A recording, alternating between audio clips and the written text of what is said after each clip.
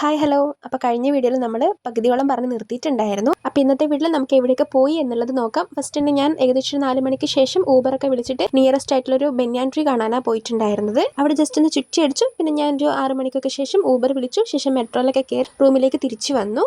പിന്നെ അടുത്ത ദിവസം ഉച്ചയ്ക്ക് ശേഷമായിരുന്നു മൊത്തം കറക്കവും കാര്യങ്ങളൊക്കെ. ഉച്ചയോടെ ഞാൻ റൂമിൽ നിന്ന് ചെക്കൗട്ട് ചെയ്തു. എക്സ്ട്രാ ബാഗൊക്കെ ക്ലോക്ക് റൂമിൽ വെച്ചു. ഒരു ട്രൈപോഡും സൈഡ് ബാഗും മാത്രമേ ഞാൻ വേറെ കൊണ്ടുപോയിട്ടുള്ളൂ. നേരെ ഊബർ വിളിച്ചു. ബാംഗ്ലൂർ പാലസ് പോകണമെന്ന് എനിക്ക് വലിയ ആഗ്രഹം ഉണ്ടായിരുന്നു. നേരെ അങ്ങോട്ടേക്കാണ് വിട്ടത്.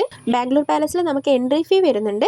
ഞാൻ ഉള്ളിൽ കയറിയിട്ടുണ്ടായിരുന്നു. പെർ പേഴ്സൺ 300 രൂപയാണ് വരുന്നത്. പക്ഷെ നമുക്ക് ഉള്ളിലത്തെ ഫോട്ടോസും വീഡിയോസൊന്നും എടുക്കാൻ പറ്റില്ല, പുറത്തേ പറ്റുള്ളൂ. പിന്നെ അതിനുശേഷം ഊബർ വിളിച്ചിട്ട് ഞാൻ വിധാനസൗധയിലേക്കും പിന്നെ അവിടെ അടുത്തൊരു പാർക്കിലൊക്കെ പോയി. പിന്നെ ഒരു 6 മണിക്ക് ആയതിനു ശേഷം ഞാൻ ഊബർ വിളിച്ച് തിരിച്ച് റെയിൽവേ സ്റ്റേഷനിൽ വന്നിട്ട് അവിടുന്ന് ഫ്രഷായി ഫുഡൊക്കെ കഴിച്ചു. അന്ന് രാത്രി 11 മണിക്കായിരുന്നു എനിക്ക് തിരിച്ച് വയനാട്ടേക്കുള്ള ബസ് വന്നിട്ട്. ശരിയായ ട്രിപ്പ് വയനാട് കൽപ്പറ്റയ്ക്കായിരുന്നു. അതിൻ്റെ ഇടയിൽ സബ്ബായിട്ട് കയറി വന്നതാണ് ഈ ഒരു ബാംഗ്ലൂർ ജേണി. ഒരു അൺപ്ലാൻഡ് ട്രിപ്പിൻ്റെതായ കുറച്ച് പ്രശ്നങ്ങളൊക്കെ ഉണ്ടായിരുന്നു എങ്കിലും സംഭവം നൈസായിരുന്നു. ജീവിതത്തിൽ ഒരു തവണയെങ്കിലും ഒരു സോളോ ട്രിപ്പൊക്കെ പോകുന്നത് എന്തുകൊണ്ടും നല്ലതാണ്. അപ്പോൾ നമുക്ക് അടുത്തൊരു വീഡിയോയിൽ വീണ്ടും കാണാം. അതുവരെയും ടാറ്റാ ബൈ ബൈ.